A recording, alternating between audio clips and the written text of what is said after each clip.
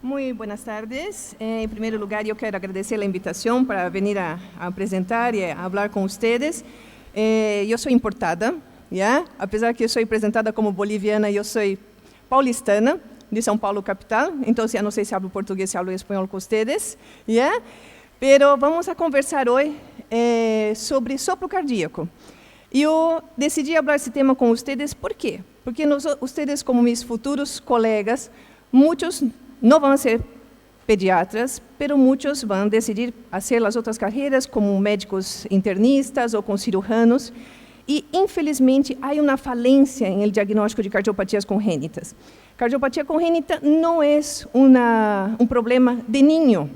Muitas vezes nós diagnosticamos cardiopatias congênitas em adolescentes, em adultos, às vezes até em pessoas maiores. Então, o que significa isso? Estamos falhando no diagnóstico. Por isso, decidi escolhi esse tema para vocês. Yeah? Bueno, ¿qué es la cardiopatía congénita? La cardiopatía congénita son anomalías estruturales del corazoncito ou de los grandes vasos. ¿Ya? Y nosotros decimos congénitos porque eso ocurre antes del nacimiento. Ahora viene la gran situación. De cada 1000 bebés que nacen vivos, 8 van a tener cardiopatías congénitas. Y es la malformación más frecuente. ¿Ya? Pero la realidad es más difícil. ¿Por quê? Porque nós não estamos valorando os abortos espontâneos, yeah, desses 1000 bebês que nascem vivos. Então, se nós vamos pensar em las malformações cardíacas, cromossomopatias associadas com abortos espontâneos, vamos ter 5 vezes mais casos de cardiopatias congênitas. Bueno, essa é uma estimativa boliviana. Yeah? Se nós temos uma população de 11.216.000, vamos ter mais ou menos 250.000 nascimentos. Se nós temos uma taxa de fecundidade de 2,8 hijos por mulher em idade fértil, vamos ter 1.992, 2.000 recém-nascidos com cardiopatia congênita ao ano.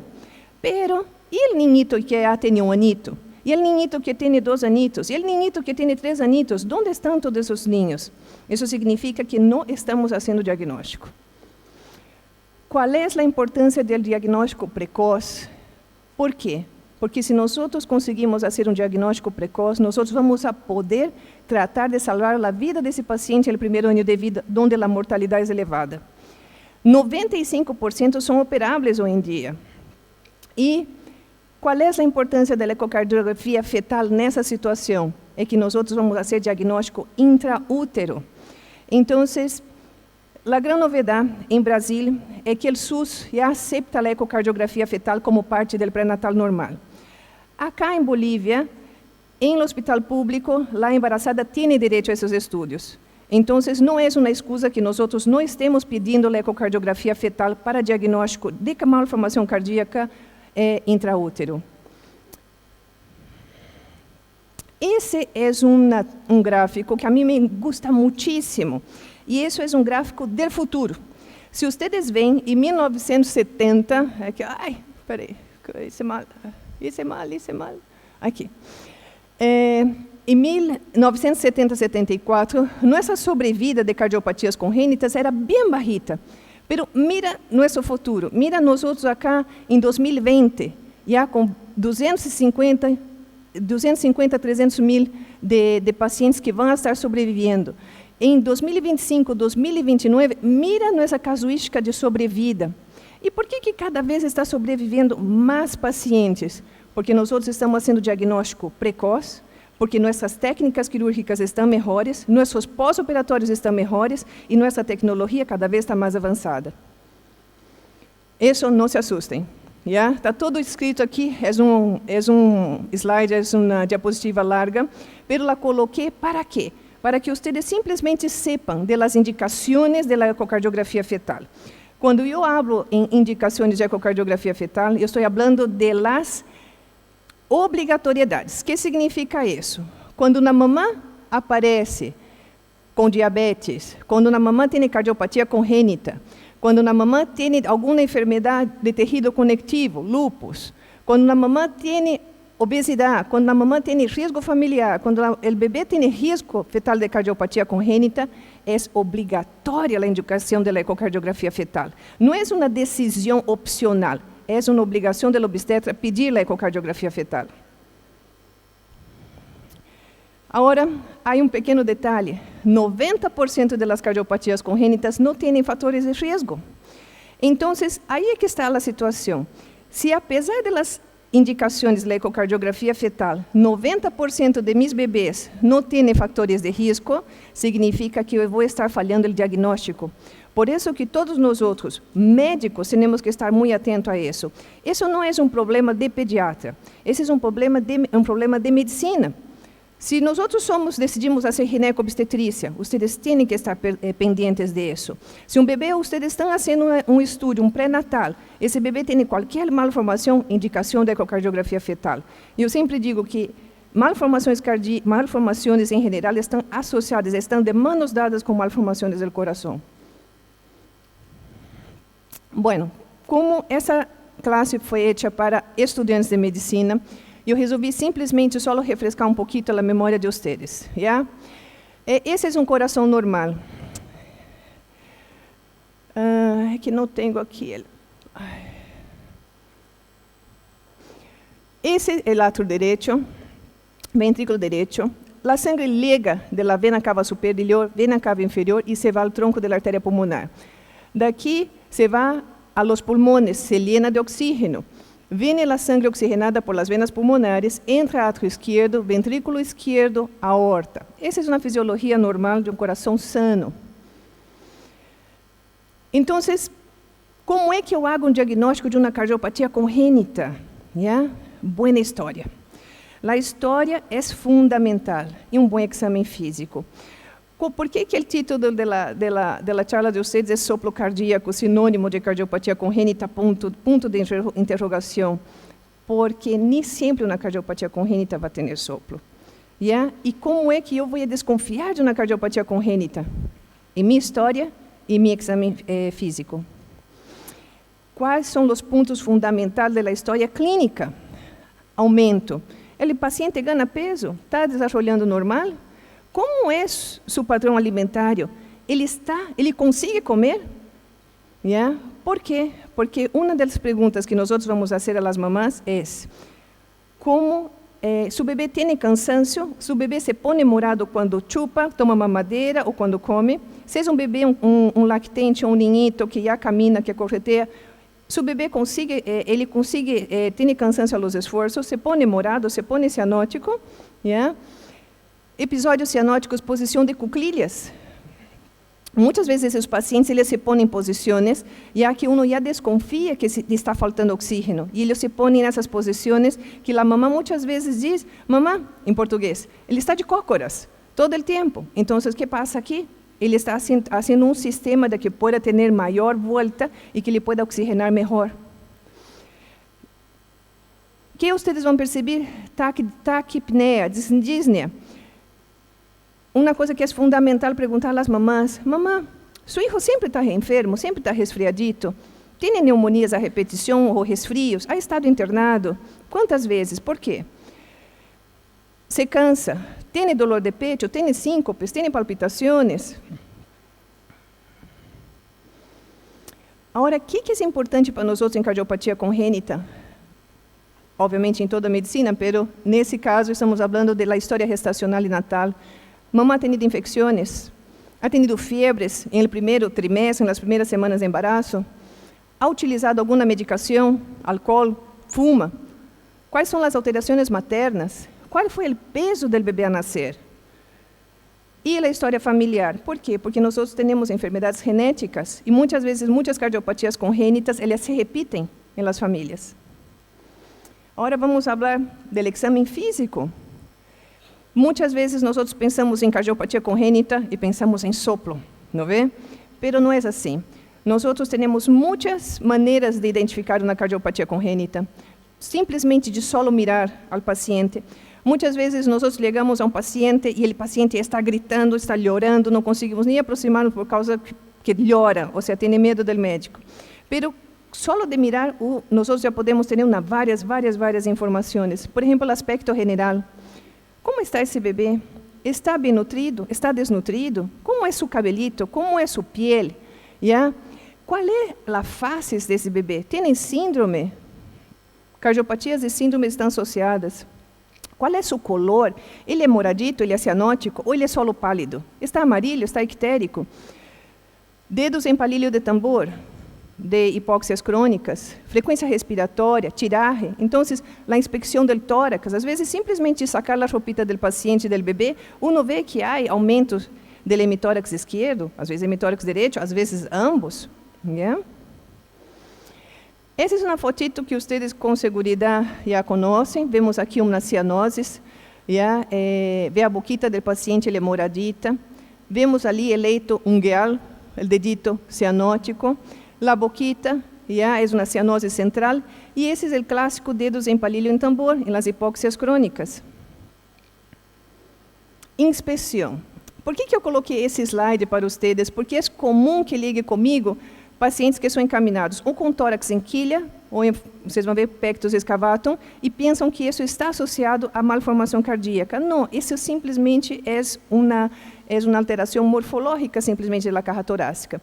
Yeah? Então, solamente com a inspeção, eu posso mirar a proeminência, se há uma proeminência precordial, se houver alguma atividade visível. Yeah? Esse aqui é o pectus carinatum, que não tem nada a ver com cardiopatia congênita. Pectus excavatum. Por la compressão do tórax, eu posso, às vezes, ter um soplito, mas isso não significa que esse paciente tenha uma malformação cardíaca. Por causa da compressão, eu posso ter um soplo. Na radiografia, me pode dar a sensação que é um coração aumentado de tamanho, mas não é uma malformação cardíaca. Quem me vai dar o diagnóstico aqui, obviamente, é o ecocardiograma. Mas vamos a charlar isso um ratito mais. Palpação. Palpação é muito importante.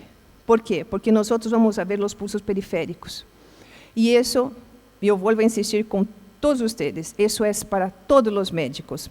Há uma falha, não somente a nível de, como se diz, de pediatria, há uma falha a nível de medicina. E não hablo de Bolívia, estou falando de Brasil também. Nós olvidamos que o paciente tem pulsos, e tem pulsos femorales, e quando nós podemos palpar os pulsos, nós podemos fazer diagnóstico de enfermedades. Então, o que vamos observar nos pulsos? Presença, frequência, o volume, também. Na palpação do precórdio, vamos ver se há frémito, onde está o ponto máximo de impulso, se há uma hiperatividade precordial. Yeah. O que vamos ver nos pulsos periféricos? Regularidade, frequência, volume, e vamos poder comparar o volume, braços direito e esquerdo, braço e perna. Por que eu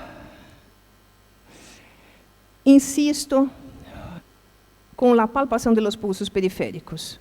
Porque há uma enfermidade chamada coarctação da aorta. Yeah? Por que eu coloquei aquele slide de um coraçãozinho normal? Porque eu queria mostrar essa alteração para vocês. Onde está isso? Aqui, ó. Essa é a coarctação da aorta. Aqui nós temos a aorta e aqui está a coarctação. A coarctação é um estreitamento que nós temos normalmente depois da aorta transversa, nessa área. E nossos bebês, quando nascem gordos, lindos e felizes, e se vão de alta à casa, e se morrem em la casa. Por quê?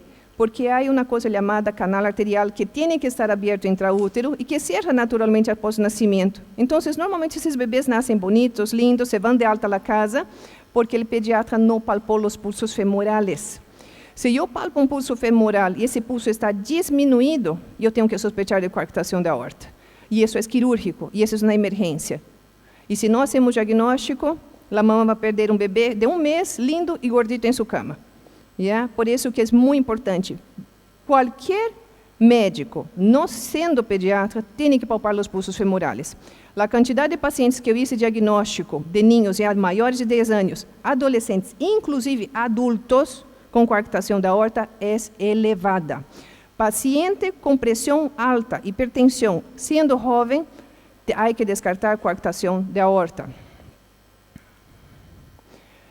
Inspeção, ¿no? Impulso apical, pulso máximo, frémito, isso é tudo na palpação do tórax.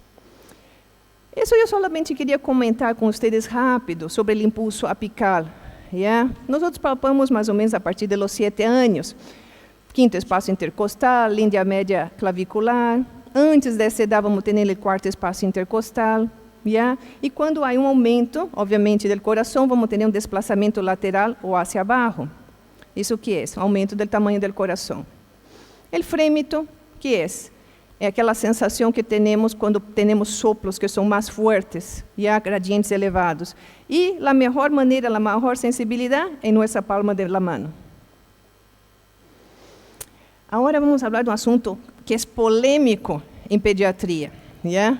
E quem passou internato em pediatria ou que vai passar, vai saber que é difícil fazer isso. Nós sempre dizemos, nós cardiólogos pediatras, há que medir a pressão arterial. Pero vocês já tentaram medir a pressão arterial de um ninho, gritando, não se pode, não é? Pero o correto é que nós devemos ter um manguito adequado, com 40 a 50% da circunferência da extremidade que se mide a pressão arterial, e há uma diferença natural de pressão das pernas e dos bracitos, que é de 5 a 10 milímetros de mercúrio. E no neonato não há essa diferença de pressão em braços e pernas. Pero isso é fundamental para também diagnóstico de coarctação da aorta. Pero se vocês me dizem, doutora, isso você faz todos os dias? Não, eu não hago. Por quê? Porque, teoricamente, quando vamos a medir a pressão arterial de um paciente adulto, ele tem que estar sentadito, relajadito, de 7 a 10 minutos, não estressado. Imaginem-se agarrar um ninho de 3, 4 anos saltando na camilha que você tem que medir a pressão. Yeah? Não é fácil. A auscultação. Vocês vão me dizer, mas doutora, nós sabemos escutar, sabemos que é um estetoscópio. Pero nem sempre é assim. O estetoscópio, nós temos as olivas, obviamente que se põem nos ouvidos, vocês sabem. Temos a campana, que é essa cosita aqui, e a membrana. E para que serve cada uma dessas coisas? A campana, ele escuta melhor os sonidos de baixa frequência, se não apretamos muito em el tórax do paciente. E a membranita, os sonidos de alta frequência.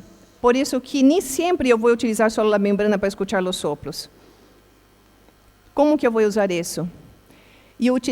Se eu utilizo solamente a membrana, eu vou perder os soplitos de baixa frequência. Quem são? São os ronroneos mesodiastólicos, os soplos de insuficiência pulmonar e os soplos cardíacos débiles funcionais. Como eu vou auscultar esse coração? Todo o precórdio. Yeah? Não é só essa área.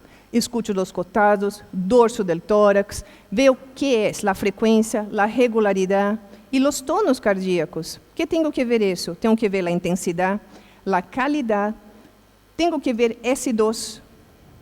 Para nós outros brasileiros dizemos R2, segundo ruído, primeiro ruído. Terceiro tono S3, que vemos também ritmo de galope. Quarto tono S4, vemos se o tono cardíaco está apagado. Que é o primeiro sonido?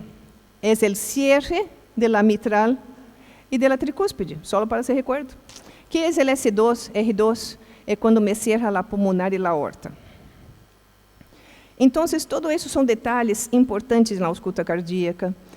Quando nós temos um desdobramento fijo e amplo, do que nós chamamos de la segunda bulha, ou S2 anormal, o que nós vamos a pensar em uma sobrecarga de volume? Yeah? É o famoso tum-tra, tum-tra, tum-tra. O tra é a B2 desdoblada fija, ou a S2 anormal. Se vocês escutam isso fijo, o que vocês vão pensar? Comunicação interauricular. É uma das coisas que eu quero que vocês memorizem dessa charla. Ausculta cardíaca, tum-tra, pensem CIA. Tá bem? Todas essas outras cositas são detalhes. Tá bem? Para que vocês hagam recordito, que é uma comunicação interauricular? Coração, átrio direito, ventrículo direito, átrio esquerdo, ventrículo esquerdo. Comunicação interauricular é essa comunicação que está entre os átrios. Só de curiosidade, há várias classes de comunicações interauriculares, ósseo segundo, tipo fosso oval, seno venoso superior e inferior, seno coronário. Yeah? Isso são detalhes para cardiologia pediátrica. Agora, eu vou perguntar a vocês, o que é uma S2 única, uma B2 única? É quando eu tenho uma hipertensão pulmonar, se torna tão elevada que o sonido do cierre da pulmonar se torna tão elevado que me abafa o sonido da aorta, do cierre da aorta. Quando eu tenho uma válvula única, quando eu tenho uma atresia pulmonar, tá bem? Troncos arteriosos é mais complexo, mas troncos arteriosos têm uma válvula que se chama válvula truncal. ¿Ya? Então, nós vamos ter uma B2 única ou uma S2 única. A intensidade é importante. Por quê? Porque só de eu escutar o paciente, vou sospechar se ele não tem hipertensão pulmonar. Quando eu tenho uma diminuição desse sonido, estenose pulmonar, vou ter uma tetralogia de Fallot, uma estenose tricúspide. Então, todos esses pequenos detalhes, vocês já podem sospechar do diagnóstico. S3 é um terceiro sonido. ¿Ya? É o ta-ta-ta. Ta-ta-ta. Não é o ritmo de galope, é outra coisa. Tá bem? Ele é um sonido de baixa frequência, tá bem? E ele é simplesmente uma ausculta delenado rápido do ventrículo esquerdo. Pode ser encontrado em ninhos e adultos jovens normais. Isso não é um sonido patológico. Não estou falando do pocotó. ¿Ya? Esse é o ta-ta-ta. Quando eu tenho um S3 intenso, e aí sim, isso é anormal. Tá bem? Eu tenho um ventrículo dilatado, tenho menor distensibilidade ventricular, e aí pode ter minha insuficiência cardíaca. S4, o tono auricular, é o tra-ta, tra-ta. É um tono de frequência relativamente baixa, em el final de la diástole ou pré-sístole, em insuficiência cardíaca, e sempre é patológico. E aí temos o pocotó, pocotó, que é o ritmo triple rápido, que é uma combinação do S3 com o S4. Tá bem? Taquicardia, e é um sinônimo de insuficiência cardíaca. Isso sim, eu creio que muitos de vocês já escutaram. Agora, a pergunta. Chega um ninho, chega um adolescente, vocês estão escutando um ta-ta-ta, ta-ta-ta, e o chico está super bem, isso é um S3 normal. Obviamente não é um ritmo de galope. Tá bem? Por isso que eu sempre hablo. A clínica e o exame físico andam de mãos dadas. E nós sempre dizemos que a clínica é soberana. Por isso, sempre tome muita atenção nisso. Tonos extracardíacos, o roce pericárdico, yeah?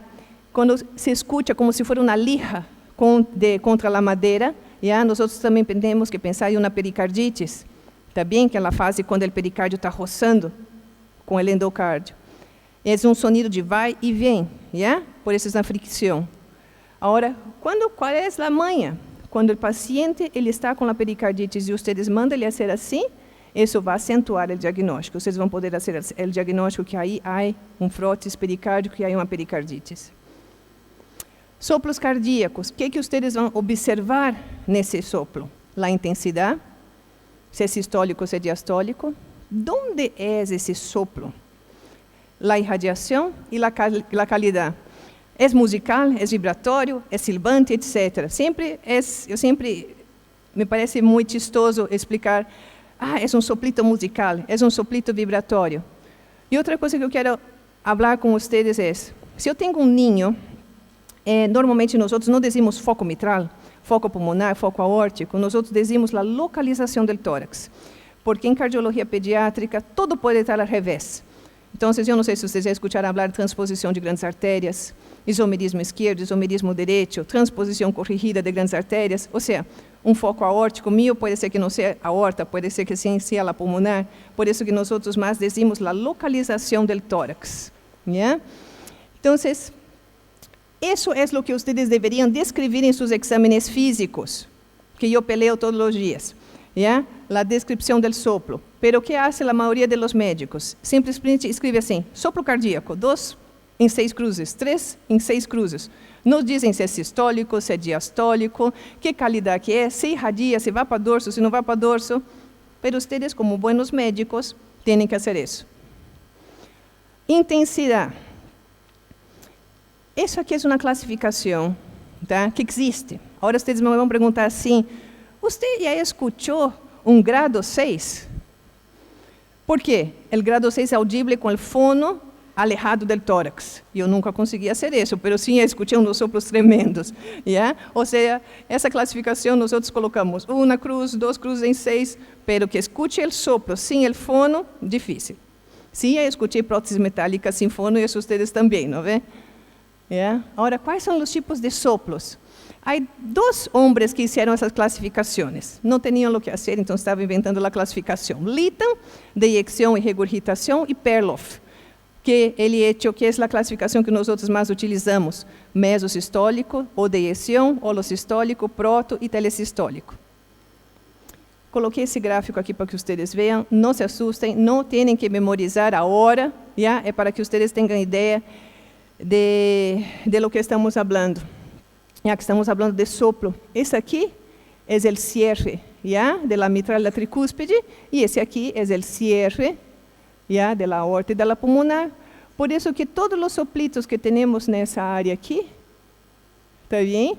Nós outros dizemos que são sistólicos.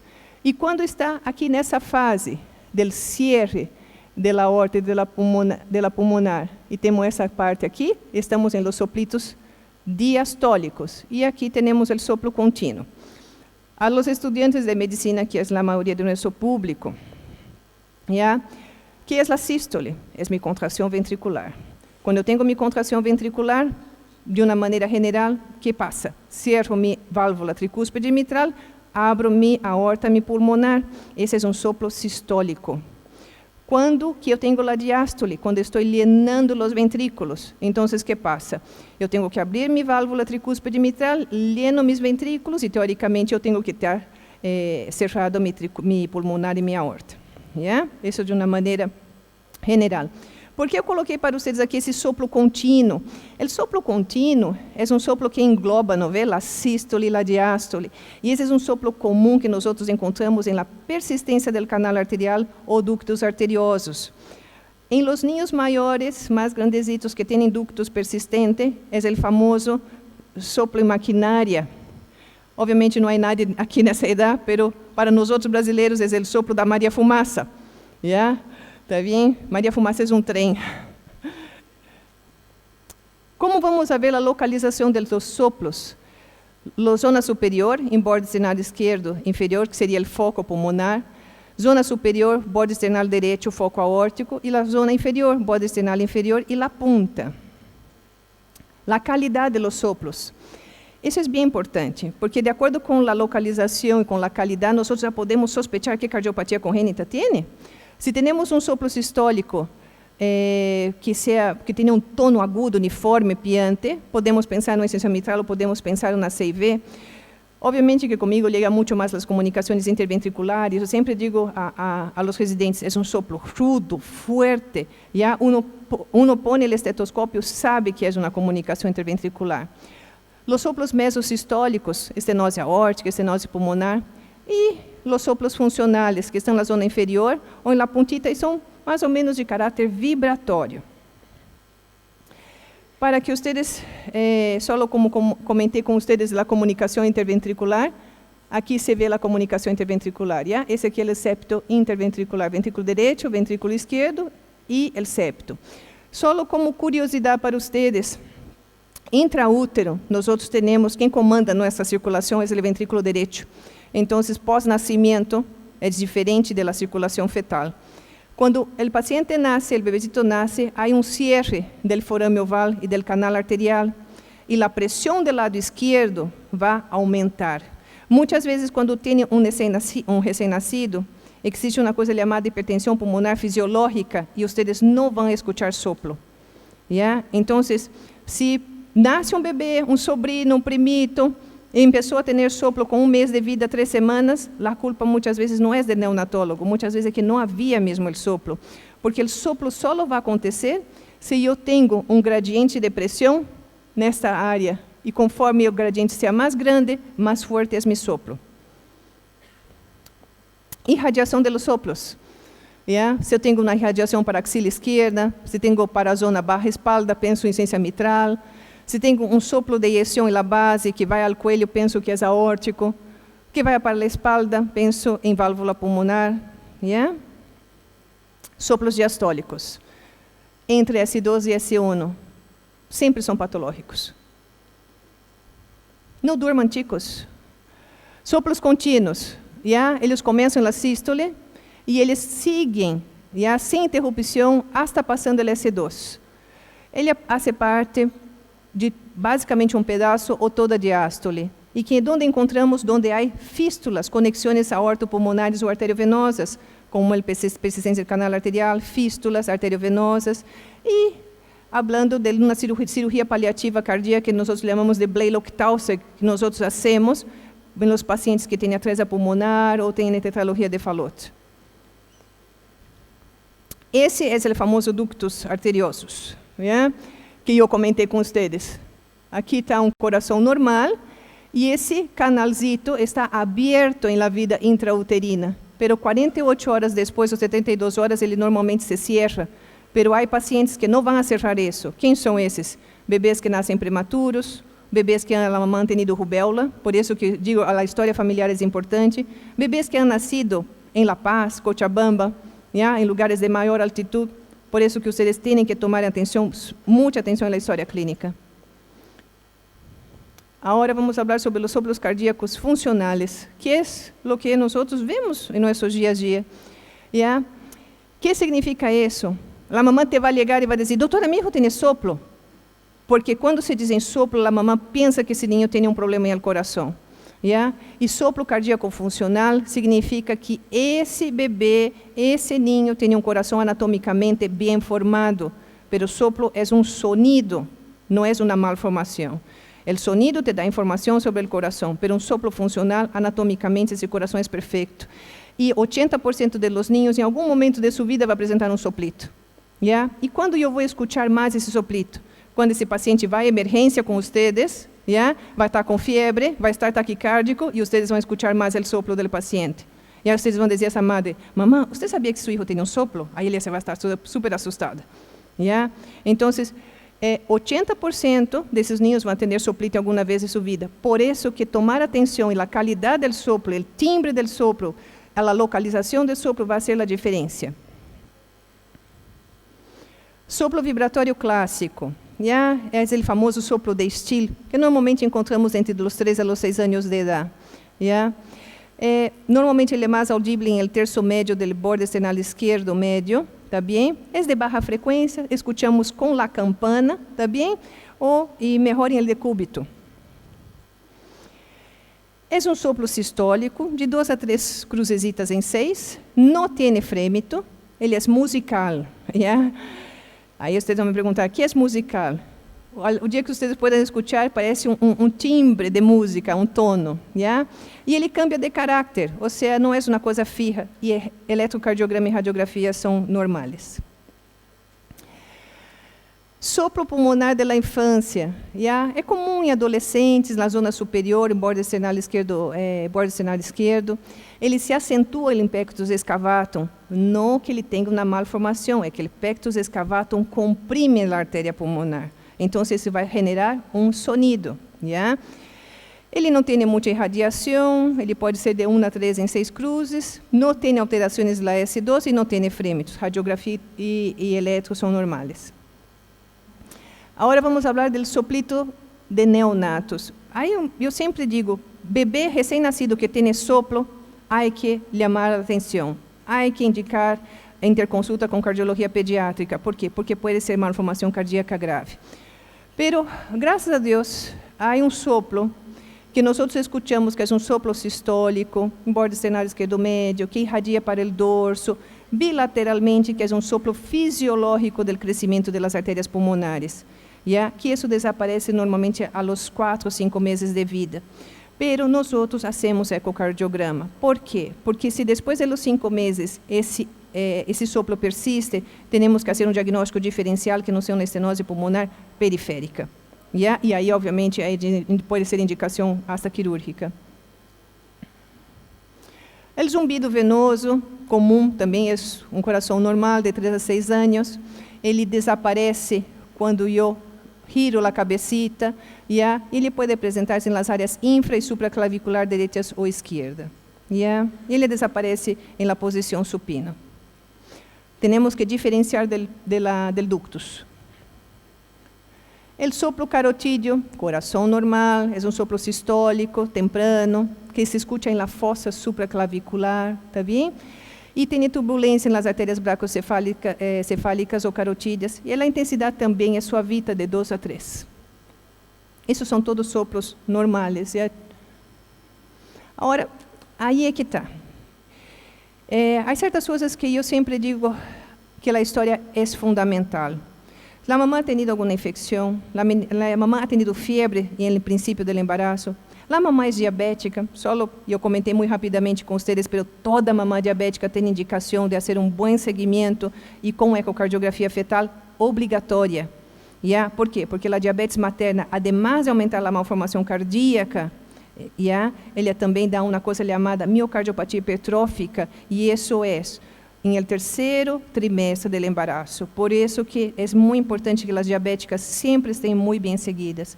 Mas não era essa o que eu queria comentar com vocês. O que eu quero enfatizar é a história clínica. Tenham cuidado com a história clínica. Simplesmente de perguntar à mamã, vocês já podem sospechar se há uma cardiopatia congênita ou não. O exame físico é fundamental. Não esteja esperando um sopro para diagnosticar cardiopatia congênita. Tenha uma história suspeita, tenha um exame físico que lhes parece que está alterado, pidam uma valoração, indiquem uma interconsulta com cardiologia pediátrica. É muito comum que grandes pediatras não hagam diagnóstico de cardiopatia congênita. Isso não é uma crítica, isso é um alerta a vocês que estão saindo médicos. Esse é um alerta a los futuros pediatras, a los futuros cirujanos, a los futuros ginecobstetras, a los futuros internistas. Há uma falência no diagnóstico de cardiopatia congênita, e cardiopatia congênita mata. Se nós temos simplesmente uma preocupação em fazer um diagnóstico precoce, nós vamos estar salvando vidas. E eu sempre falo com vocês, muito bem que a incidência seja de 8 casos em 1000 nascidos vivos, mas quando nasce em nossa família 100%. Se nós podemos salvar esse ninho de uma morte, então eu penso que nós temos a possibilidade. E não é somente em países de primeiro mundo, não é somente em países Europa, ou quizás Brasil, quizás tenhamos ali a prostaglandina, porque nós em Bolívia não temos nem prostaglandina, mas sim podemos fazer a diferença em muitas vidas, em muitas famílias. Por isso eu quero que vocês memorizem uma coisa: sopro cardíaco não é sinônimo de cardiopatia congênita, nem toda cardiopatia congênita tem sopro. A comunicação interauricular que eu comentei com vocês é uma cardiopatia congênita que muitas vezes nem síntoma dá. E o paciente só vai apresentar, às vezes, palpitações quando já tem 7 anos, ou cansaço, pero o pediatra não tomou atenção e tuntra, porque nem sopro esse paciente tem. E eu, em minha vida de médica, he agarrado uma paciente que foi encaminhada para mim com a segunda cesárea, e nunca haviam diagnosticado. E essa paciente tinha uma CIA gigante, e essa paciente já era uma paciente inoperável com síndrome de Eisenmenger. E essa paciente já faleceu e deixou 2 ninhos chiquitos. Por isso que vocês que são nosso futuro da medicina, tomem atenção nisso, porque nós podemos realmente fazer a diferença na vida das famílias. Yeah? Muitas graças.